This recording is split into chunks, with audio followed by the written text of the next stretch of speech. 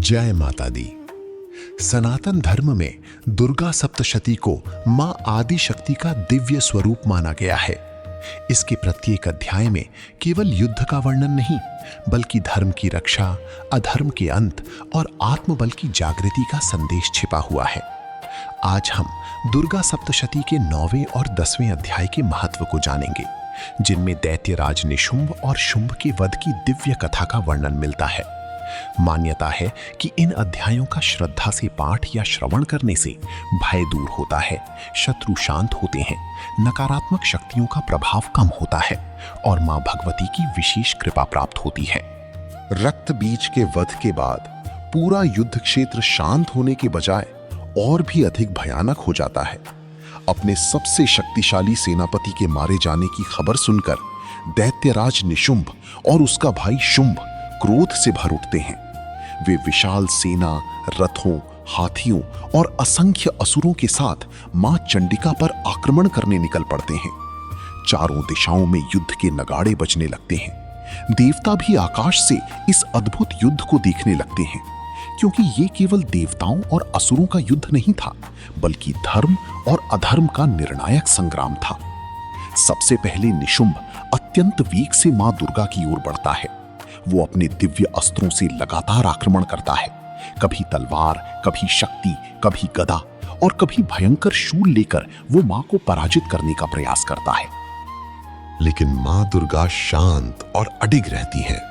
वे अपने दिव्य बाणों से उसके प्रत्येक अस्त्र को नष्ट कर देती हैं।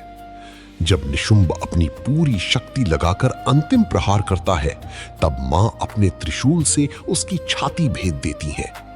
उस घाव से एक और शक्तिशाली रूप निकलता है, जो पुनः युद्ध के लिए तैयार हो जाता है। मां मुस्कुराती हैं और एक ही प्रहार में उसका भी अंत कर देती हैं। इस प्रकार निशुंभ का अभिमान और उसका बल दोनों समाप्त हो जाते हैं। अपनी भाई का वध देखकर शुंभ का क्रोध 7वें आसमान पर पहुंच जाता है।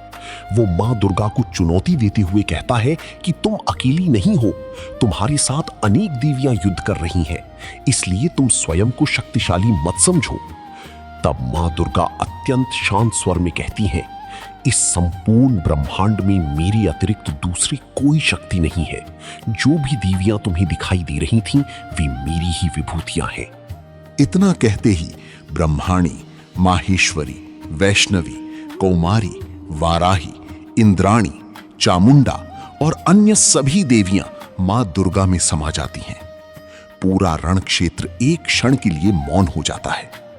अब वहां केवल मां चंडिका अकेली खड़ी हैं। ये दृश्य ये बताता है कि संपूर्ण शक्ति का मूल स्रोत एक ही आदि शक्ति है, जिससे समस्त देवियां और समस्त शक्तियां प्रकट होती हैं। इसके बाद आरंभ होता है दुर्गा सप्तशती का सबसे अद्भुत युद्ध। शुंभ अपने दिव्य अस्त्रों से आकाश को ढक देता है। हजारों बाण एक साथ मां की ओर बढ़ते हैं। धरती कांपने लगती है, पर्वत हिलने लगते हैं और दिशाएं युद्ध की गर्जना से गूंज उठती हैं।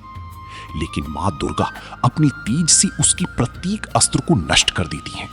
कभी भी चक्र चलाती हैं, कभी बाणों की वर्षा करती हैं और कभी अपने सिंह के साथ युद्ध करती हुई दैत्यराज को पीछे हटने पर विवश कर देती हैं। युद्ध कई चरणों तक चलता है। शुंभ बार बार उठता है, नई शक्ति के साथ आक्रमण करता है, किंतु हर बार मां दुर्गा उसके अभिमान को चूर कर देती हैं।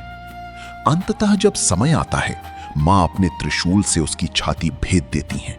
शुंभ धरती पर गिर पड़ता है और उसी क्षण अधर्म का अंत हो जाता है। जैसे ही उसका वध होता है, आकाश निर्मल हो जाता है। देवताओं के मुख पर प्रसन्नता लौट आती है। गंधर्व मधुर गीत गाने लगते हैं, अप्सराएं नृत्य करती हैं और चारों दिशाओं में मंगल ध्वनि गूंज उठती है। संपूर्ण सृष्टि में फिर से शांति स्थापित हो जाती है। इस कथा का आध्यात्मिक अर्थ अत्यंत गहरा है। शास्त्र बताते हैं कि शुंभ केवल एक दैत्य नहीं, बल्कि मनुष्य के भीतर छिपे अहंकार का प्रतीक है। निशुंभ लोभ, आसक्ति और स्वार्थ का प्रतीक माना गया है। जब ये दोष हमारे मन पर अधिकार कर लेते हैं, तब जीवन में अशांति, भय और दुख बढ़ने लगते हैं। मां दुर्गा का ये युद्ध हमें सिखाता है कि यदि हम श्रद्धा, सत्य और धर्म का मार्ग अपनाएं, तो कोई भी नकारात्मक शक्ति हमें पराजित नहीं कर सकती। दुर्गा सप्तशती के इन अध्यायों का पाठ विशेष रूप से नवरात्रि, अष्टमी, नवमी, शुक्रवार और मंगलवार को अत्यंत शुभ माना जाता है। कई साधक प्रतिदिन इनका श्रवण भी करते हैं। ऐसी मान्यता है कि नियमित पाठ करने वाले व्यक्ति के जीवन में आत्मविश्वास बढ़ता है, भय कम होता है, शत्रु शांत होते हैं, कार्यों में आने वाली बाधाएं दूर होती हैं और परिवार में सकारात्मक ऊर्जा का संचार होता है। मां भगवती अपने भक्तों को धैर्य, विवेक और सही निर्णय लेने की शक्ति प्रदान करती हैं।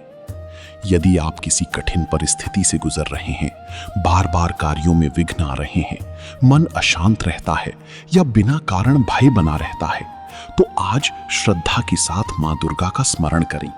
उनके सामने घी का दीपक जलाएं, लाल पुष्प अर्पित करें और कम से कम 11 बार ओम ऐं ह्रीं क्लीं चामुंडाई विच्चे मंत्र का जप करें। इसके बाद दुर्गा सप्तशती के 9वें और 10वें अध्याय का श्रद्धा से पाठ या श्रवण करें। सबसे महत्वपूर्ण बात यह है कि पाठ केवल फल की इच्छा से नहीं, बल्कि पूर्ण विश्वास और भक्ति के साथ किया जाए। याद रखिए, जब भी जीवन में अन्याय, भय, निराशा या कठिनाइयां बढ़ती हैं, तब मां दुर्गा अपने भक्तों का साथ कभी नहीं छोड़ती। जैसे उन्होंने शुंभ और निशुंभ जैसे महाबलशाली दैत्यों का अंत करके धर्म की रक्षा की, वैसे ही वे अपने भक्तों के जीवन से भी अज्ञान, भय, अहंकार और नकारात्मकता का नाश करती हैं। यही दुर्गा सप्तशती का सबसे बड़ा संदेश है कि सत्य और धर्म की विजय निश्चित है। मां जगदंबा आप सभी के जीवन से हर संकट दूर करें, आपके परिवार को सुख, समृद्धि, आरोग्य और सफलता का आशीर्वाद दें। यदि आप सच्चे मन से मां का स्मरण करेंगे तो उनकी कृपा अवश्य प्राप्त होगी। बोलो सच्चे दरबार की जय। जय माता दी।